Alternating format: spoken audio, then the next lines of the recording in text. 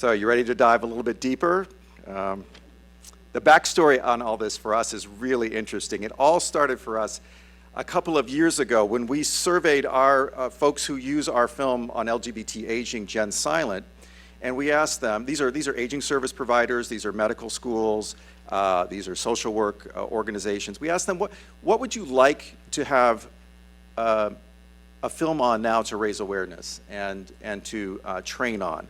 And we asked on a variety of topics, ranging from opioid addiction to, in care settings, to sex in care settings, to intergenerational housing. But by a 2-to-1 margin, people wanted something on the impact of isolation and perceived loneliness on successful aging. And that was, I mean, when you get something that's the size of a Pac-Man, you know that there's a need out there, right? And if you're in the audience this morning and you're feeling like, I know that there's a problem out there, I can't really put my finger on it, you're not alone. There's a lot of us out there that are trying to kind of raise awareness around this issue. I remember as the survey results were coming in, though, thinking, I don't want to make a film about loneliness and isolation. How do you make a film about that? That's going to be such a downer. It turned out it's actually very fun and compelling and full of curiosity, but at that moment it was like, I don't think I have a passion for this project. How are we going to get, and so you need a passion as independent filmmakers in order to complete a project, because you have to pass on that passion to people who help fund you. And it takes a passion at 3 a.m. in the morning in order to kind of complete your film by the deadline. You just need to really believe in what you're doing. One way to do that, though, is to dive into the research. And so we did the deep dive into all the information out there. And the two facts that really came back right off the bat to us is that loneliness has health effects as harmful as obesity. And at the same time, it's affecting millions more people each year. So it's a fast-growing epidemic. We learned actually that 3 out of 5 of us in the United States identify as lonely. That's not I feel lonely once in a while. They're self-identifying as I'm a lonely person. Think about that for a moment. This comes from the latest large study on the subject, just came out, Cigna's 2020 report on loneliness in the workplace. That's 200 million of us. And that number's gone up 4% just since last year when they did a similar study. That Cigna study also looks at productivity in the workplace. That was kind of the thrust of this one. And it had a big takeaway there that those folks that identify as lonely are twice as likely to call in sick. So the severity of the health effects, which we'll talk a little bit more in a bit, and the amount of people being affected are making it clear just how large an impact loneliness and isolation is costing. And so big players are starting to shape the dialogue by creating their own studies. The AARP Foundation recently found that a lack of social contacts among older adults is costing Medicare $6.7 billion extra dollars a year. That's only about 1.5% of their total Medicare budget, but when you look at it where it ranks with other diseases out there that they have a monthly cost that they have to budget for per person, it's right up there in between arthritis and hypertension, costing about an extra $130 a month per person. And in the United Kingdom, the National Health Service has made addressing loneliness a priority for its new 10-year plan for the very same reasons. They've determined the cost impact of loneliness and social isolation. Interestingly enough, the UK has actually appointed a minister of loneliness, you may have heard. So they're taking this very seriously. And actually, throughout our talk today, you may hear quite a bit of information coming from the United Kingdom, and that's where most of the story is, really. They are way ahead of the curve from the United States on addressing this issue, identifying it, doing public outreach around it. So we've spent a lot of time documenting people there. But everybody's getting in on the act. Even the largest pet food company in the world has put out a report that says having pets takes care of isolation and loneliness better than some other things. I'm sure they're talking about well-fed pets with Mars products. So as we were doing all this, and I'm kind of feeding you all this stuff, this is stuff that's going into our brain going, this is getting interesting. I'm starting to develop a passion for it, but we weren't quite there yet. We became more interested as we took a look at like this graph and all the different groups of people who are vulnerable, more vulnerable than the rest of us to social isolation and loneliness. This includes asylum seekers, new parents. Anybody who's been a stay-at-home parent knows the isolation and the loneliness of that job. People, interestingly enough, in high crime areas, makes perfect sense, are more isolated and suffer from more loneliness. And as we look at this graphic from the Joe Cox Commission, let's focus on the group of us 50 and over. The number of us over 50 experiencing loneliness is expected to increase 49% in the next 5 years because of the aging population. And already social isolation impacts about a quarter of older adults in the United States. That's 9 million of us. And informal care, it seems, does not insulate us from this. So if a family or a spouse or a partner doesn't necessarily keep us from being lonely and isolated. In fact, one statistic that really this is the statistic that really got us to buy in on this. 51% of couples report that one partner or the other identifies as lonely. And that's the factoid that got us passionate, because it got really personal for us. My partner, this is my co-producer, but also we are an LGBT couple. So this is my husband. We got married as soon as it was possible. So when you get married, all these things all these good things that happen in life can add layers that create a situation where you can find yourself more socially isolated and thus more lonely. So we got married, we got a house, and we moved to the suburb. So there's another kind of chip away at your social support group, because you're moving and creating a new set. You should try to create a new set of friends. Then we started a business together.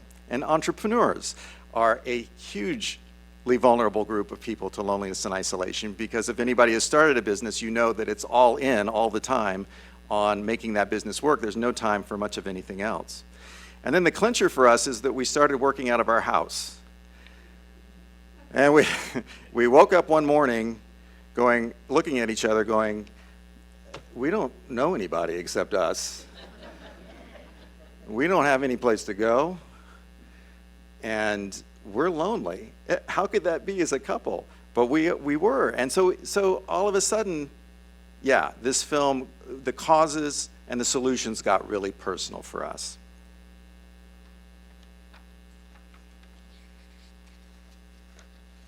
The first thing that we had to do, though, and this is the obvious thing to get to first, but I've kind of buried the lead a little bit, is kind of in our heads we had to break apart the difference between social isolation, aloneness, and loneliness. So loneliness is the feeling, it's the emotion of not wanting that separation, or of wanting more quality relationships in your life. You can be alone and not feel lonely at all. So aloneness is the social isolation part of this. It's the physical separation from other people. It's, as I said, being alone. You can quantify it by geography, by number of people that are in your life. But loneliness is a little more difficult. It's because it's different for everyone. As one researcher has said, it's the difference between what you want from your relationships and what you actually have. Oh, I'm sorry, I went one slide ahead. But so you've had a chance to look at this wonderful cave art for a few seconds. And the reason that's there is because the thinking is that loneliness is a good thing, actually, in certain amounts. It is part of our evolution. It's the feeling that helped us stay in groups. And in groups there was safety. We were less vulnerable to lions, tigers, and bears and dangerous animals. And so it's an evolutionary emotion that's important to have. And we actually see it in the people that we're documenting today. As I mentioned, the UK is ahead of the curve on loneliness and isolation, but it's also undergone a 10-year austerity campaign, measures to cut back for the past decade. And as a result, a lot of the social fabric is really stressed out. One thing is the bus system there. In rural areas of the United Kingdom, the buses are much more dependent upon than they are here. But because of austerity measures, the buses have been cut back in some places to once a day or even once a week. So for the next couple of minutes, let me take you to the country there, where the animals, it looks like they've evolved to be a little bit smaller now, but the people are still the same. And we've been following one woman in particular who's determined not to be lonely.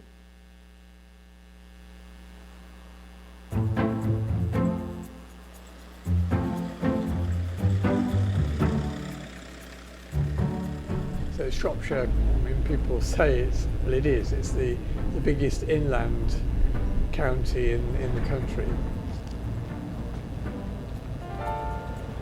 Mrs. Hill, she's got to be one of our most far out passengers.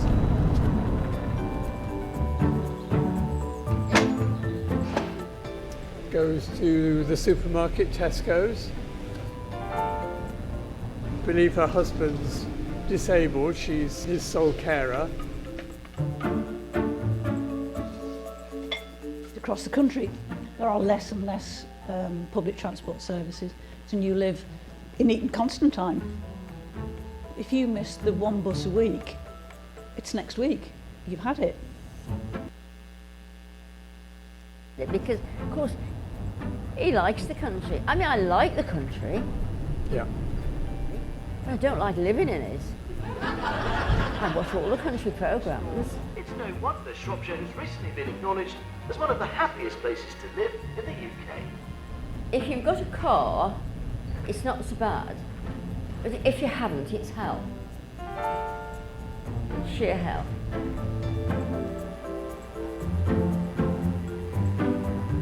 You ever wish you'd learned to drive? I wanted to learn, and I said to my husband, I think I'd like to learn to drive. He said, oh Mary, I shouldn't if I were you. Years ago, you listened to your husband. Set up home in one of England's most rural counties. I go out for 3 hours into town to meet people, see a building, see life. How many Mrs. Hills are there out there in Shropshire? Thousands. Whenever there's a bus going, they will get on it, going wherever. It doesn't matter where they're going. They would get on it if it just went round and round in a circle, because it's a mobile community room. They all chat and ask after each other and compare ailments. But there's a challenge being made by commercial bus operators who feel that community transport operators are competing unfairly,